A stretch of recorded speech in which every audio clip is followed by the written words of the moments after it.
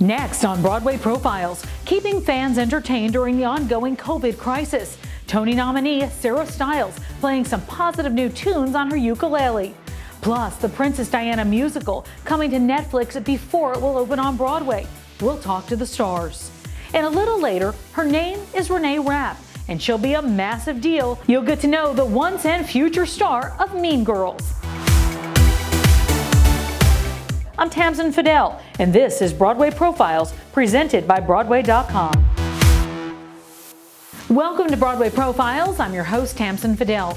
With Broadway still shut down because of the COVID-19 pandemic, shows and stars have had to pivot, finding new and creative ways to keep fans entertained. The producers of Diana are making a bold move and bringing the musical to Netflix before its Broadway run really begins. The musical about Diana, Princess of Wales, was supposed to open on Broadway on March 31st. Of course, Broadway went on hiatus 2 weeks prior. So now Diana will be filmed on stage at the Longacre Theater with the original Broadway cast and without an audience. Shortly before the shutdown, Broadway.com's editor-in-chief Paul Wontorek spoke with all the stars of Diana. Take a look.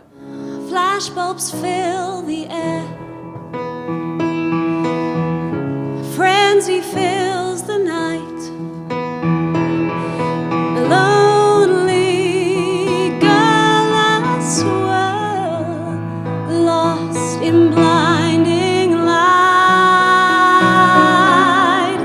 You're playing Princess Diana, literally one of the most loved women, I think, in the history of the world, so no pressure, right? No pressure at all, no pressure, especially being British too. So many amazing women have played Queen Elizabeth II. Now we can add two-time Tony winner Judy Kaye to the list. How does that feel? It feels so wonderful, so scary. I hope I can do it justice. What was your in to finding this woman? I was obviously spoilt by the amount of YouTube videos. How does she move? How does she hold herself? Which has truly been an ongoing process with lots of work to stand up straight, which is quite hard to do when you have terrible 2020 posture. I choose whatever lies ahead.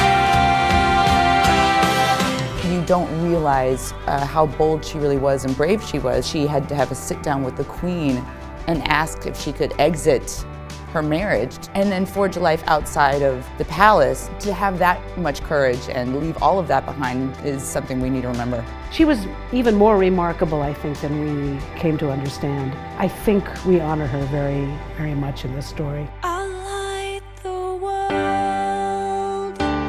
She was up against these huge odds, and rather than crumbling and dying, she buckled down, found her little nugget of light and clung to it, and that has seen her all the way through to becoming, you know, Diana, Princess of Wales that we know today. Sometimes though it's best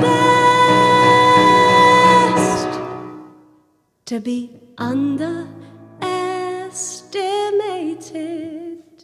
Diana, a new musical, is scheduled now to open on Broadway May of 2021. Here's another way Broadway stars are keeping us entertained during the shutdown. Tony Award nominee Sarah Stiles is out with some brand new music. We last saw her on Broadway in last year's hit musical, Tootsie. And we see her on TV all the time, starring in Billions on Showtime and in Get Shorty on Epix. And now Sarah just released her debut EP, You Can Ukulele With Me. Some really pretty and uplifting songs coming at a time when we could all use some positive vibes. Play the ukulele. If you play the ukulele, you can ukulele with me. If you ukulele gaily, play your ukulele daily, you can ukulele with me. You're still multi-talented, but the ukulele, how did that become, your passion or something you love doing? Well, I was doing a nightclub act, and it was called Squirrel Heart at Joe's Pub, and my collaborator, Holly Gawanter, she thought it'd be a great idea to learn the ukulele for the closing number. We ordered a ukulele. She ordered a ukulele. She'd never played it before. But as Holly was learning the ukulele to teach me, she wrote Simple Song of Love, which is the first track of this EP, the La La song. It just came out of her, and she played it for me. I was obsessed with it. We ended up putting that in the show. And from that moment on, she could not stop writing ukulele songs, and I could not stop singing them. It's so weird because all of this music was written before the pandemic, but in listening to it now, I'm like, how did she not write this like in lockdown? Like so much of the music, especially that last song, Waiting for the Light, feels so right for this moment. Well, there is kindness and there is grace, waiting for the light to shine. Such a fun instrument too. It just seems like it just, I don't know, it just makes you smile. That's exactly how I put it. It's like quirky, lovable, sweet. It's easy to pick up. It's one of those instruments that if you've never played before, you really can play songs pretty quickly. Like it's just 4 strings. It's just like, it's happy music. I know it's gonna happen. I'll try to go to bed with fear of failure flapping like a fruit bat in my head. I'll sleep for half an hour. The clock will ring at 6. I'll wake up in the shower with a stomach full of bricks. So You know, Broadway, we're waiting. What are you looking forward to when we finally say, okay, it's back? I think just like being in a room with people sharing an experience, you know, whether I'm on the stage or in the audience, I think there's something that happens in live performance that you just can't do any other way. I know it's gonna happen. Don't tell me that I don't. And don't say that I'll rise to the occasion, cause I won't. And don't say I've got talent. And don't say I've got heart. And don't say that I'm clever, cause I know I'm pretty smart. The one song in Tootsie that you do, the one that you do so fast over and over again. I know it's gonna happen. It's so fabulous, but I guess I think that in those kind of moments or songs, that audience energy kind of just feeds you to keep going versus, you know, television or doing something different. Yeah. You know, I sang that song, You'll See, in season 3 of Get Shorty. Oh, I have. Oh, okay, good. I can't wait. They do a very cool crossover situation with my character Gladys. So you'll if you are into that, you'll be into this. I love very it. Cool. I didn't even know that. Hadestown should have celebrated 1 year on Broadway, but because of the pandemic, that couldn't happen. However, when Broadway returns, Hadestown is definitely one show to check out, whether it's on Broadway or on the national tour.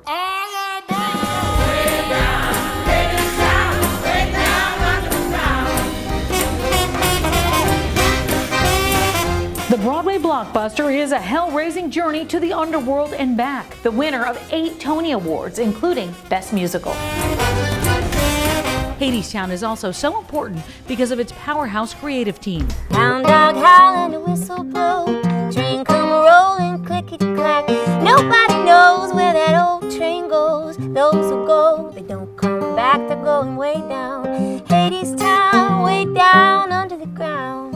The show's creator, Anais Mitchell, built Hadestown from the ground up. She wrote all the music, all the lyrics, and the book for Hadestown, ultimately winning the Tony for Best Original Score. I had the chance to talk to Anais Mitchell, as well as Rachel Chavkin, who won the Tony Award for directing Hadestown. Talk a little bit about the road to Broadway for Hadestown, for people who do not know the story and the history, and it's going to be coming to their city at some point. Yeah, Hadestown started as a DIY community theater project, just a bunch of friends trying to do something fun in state of Vermont. And that was in 2006 and 7. And then a couple of years later, I made an album, a studio album of the music that existed up until that point. Shortly after that was kind of wrapping up, I met Rachel. We started to work together on the development and expansion of the piece, and that lasted another, I want to say 7 years, and then we landed at the Walter Kerr last spring of 2019. When Anais and I first met, what existed was this beautiful 2010 studio album, and I had fallen in love with it immediately. And actually, years later into my collaboration with Anais, I went back. I keep like a running list of dream projects on my phone. And I was just like looking back at that list, and the very first entry, the reason that I started that list was Anais Mitchell, songwriter, heard on Soundcheck. Way down, Hadestown, way down under the ground. I had loved the music even before I met Anais, and there's a lyric in the show that is I knew you even before we met. I was 5 and he was 6. We rode on horses made of sticks. He were black and I were white. He would always win the fight. Bang, bang. One of the great stars of Hadestown is finding plenty of ways to stay creative during the shutdown. Yvette Gonzalez Nasser is putting out plenty of fresh content on social media for her fans. She's playing lots of songs on her guitar and her violin, and an absolutely stunning 6-part rendition of the show's finale, the song Road to Hell, in which she plays 3 different instruments and singing the lead and the backup vocals. You're going to hear that song in just a second, but first, Paul Wontorek had a chance to chat with Yvette. Thanks, Tamsin. As one of the fierce fates in the Tony-winning musical Hadestown, Yvette Gonzalez Nasser made a stunning Broadway debut. Now she's using her unexpected break from the stage to get creative at home. No fear, don't you turn like Orpheus, just stay here. As one of the fates, you famously sang what you're gonna do when the chips are down. Now that the chips are down, and the chips are down. I mean, this is sort of everyone is sort of being tested a little bit. Being away from people, like in the way that I'm used to. I'm a hugger. I'm like very like I touch people. Like I like being with friends. I like being with family, and so not having that at my disposal every day or every week even is like, that's been really hard. And so I've had to find ways to stay creative, you know, and I've been really happy to see colleagues and just people I know just also staying creative and trying to find a way to move forward, get better at instruments and practicing and, you know, writing music and things like that. Whatever I can create, like I can do that. And then when all this is over, I'll have like things that I made and then I can do something with or not. With a love song,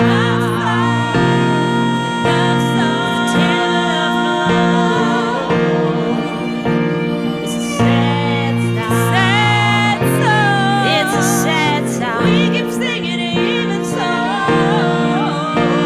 You just made this amazing Road to Hell video. What is it, like 6 different versions of you? I mean, you took on, that's a really cool video. What was it like making that one in particular? Oh, thanks. I mean, I'm still trying to figure out all these vids, but I basically just recorded one part over the other. I love when I see artists and musicians do that. But I mean, it makes me really happy that people enjoy that video so much. I had a lot of fun making it, and I forgot how healing it is to sing Aeneas's beautiful music. Up next, the stars of Stars in the House will talk about their incredible daily online shows and how they're helping raise money for members of the theater community. Plus, she's one of Broadway's freshest new faces. You'll get to know the star of Mean Girls, Renee Rapp. I'm Tamsin Fidel, and you're watching Broadway Profiles.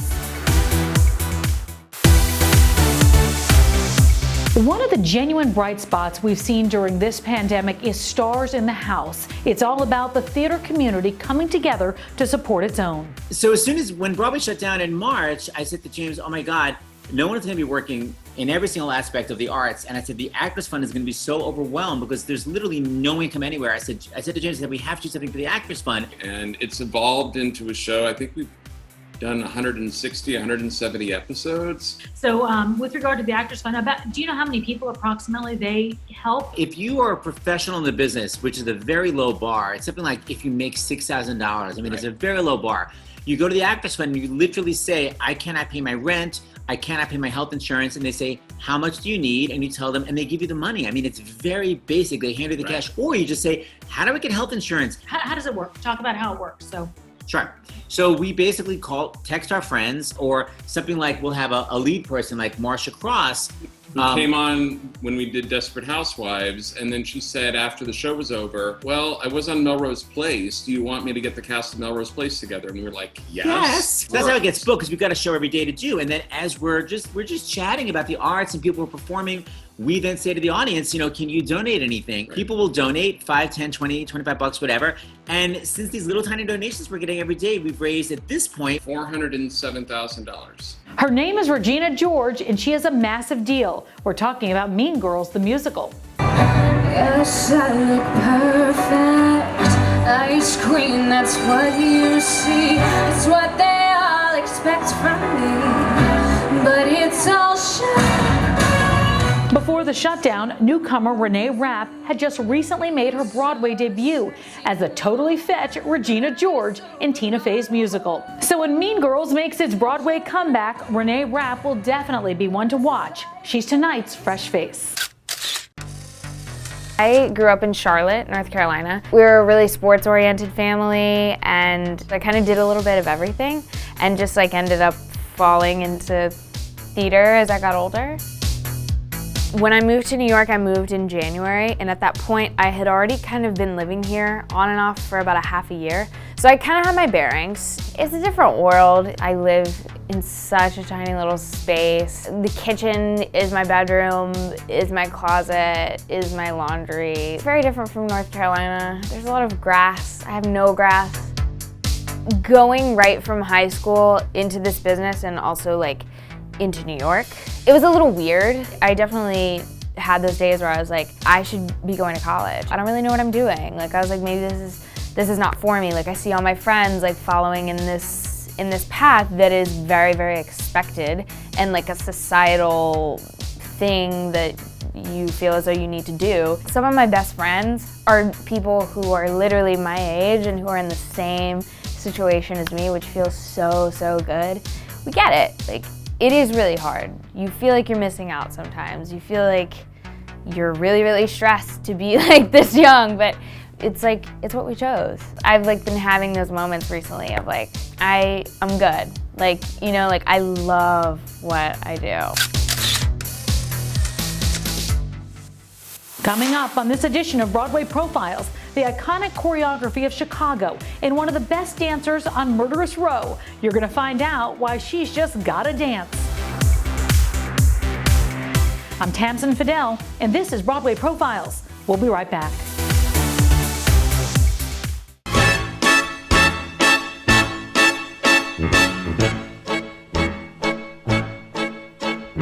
Come on, babe, why don't we paint the town? And all that jazz. It's the longest running American musical in Broadway history, and after nearly 25 years, it still features some of the best dancers on the Broadway stage. Mary Claire King plays Liz, one of the killer ladies on Murderous Row. We talked to her about why she's just gotta dance. Hi, my name is Mary Claire King. I grew up in a small city called Columbus, Indiana, not Ohio.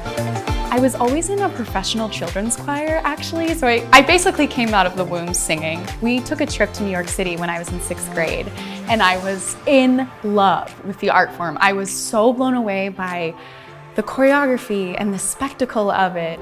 I'm 5'10", and so when I walk into a room, people were assuming that I was a strong dancer, but I was so behind on technique. So I basically spent my summer leading up to my freshman year cramming ballet with one of my teachers in my hometown. I came back to this city for a brief period of time before graduation, and I auditioned for the non-union First National Tour of Catch Me If You Can, and I got it. It was the best day of my life. I'll never forget getting that call. I started running. I just couldn't stop running. I was so excited. I was calling my mom, and I was running down the streets of New York. It was the highest excitement I'd ever experienced in my life.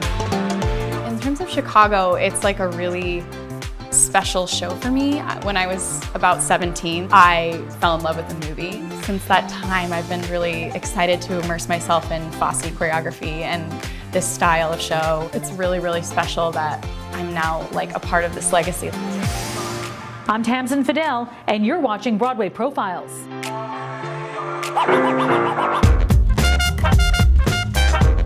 Our friend Katherine Gallagher, star of Jagged Little Pill, is out with some new music. She has been hard at work writing and recording at home. And now she's out with her latest new EP, Demos Volume 2. Rewind back to April, when Katherine gave us a look at where she's making music in one of her parents' guest rooms.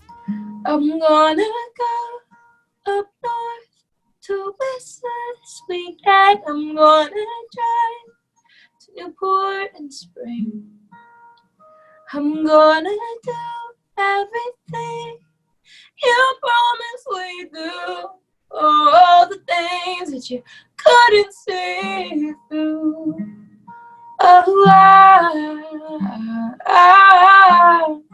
I'm gonna love me better than you. The 2020 Tony Awards are a go. After postponing Broadway's biggest night back when the 2019-2020 theater season was cut short in March, fans were left wondering if the shows that did open would get a shot at a trophy. Now, just like this month's Emmy Awards, the Tonys are going online with a virtual ceremony. So get ready to cheer on hits like Moulin Rouge, Tina, the Tina Turner musical, and Jagged Little Pill as they go for the gold this fall. And that's going to do it for us. I'm Tamsen Fadal. Until next time, stay safe and stay healthy. You're watching Broadway Profiles, presented by Broadway.com.